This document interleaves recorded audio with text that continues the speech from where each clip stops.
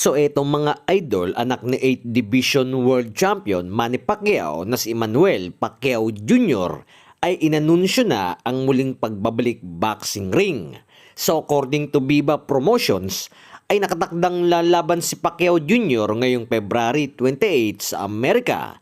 Na bagamat hindi pa nabanggit kung sino ang posibleng makakalaban nito, ay isa na ito sa pinaghahandaan ni Pacquiao Jr.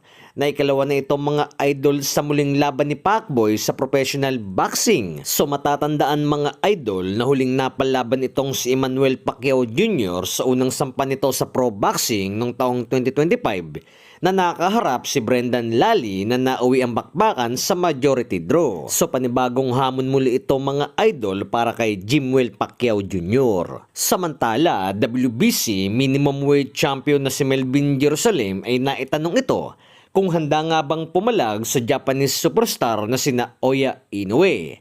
So isang larawan ang binahagi nito ni Jerusalem sa kanyang social media post na ito nga'y post ni Pinoy Boxing Prodigy, kung saan ayon sa isang komento ng isa sa boxing fans ay kung papalag ba si Jerusalem kay Inoue.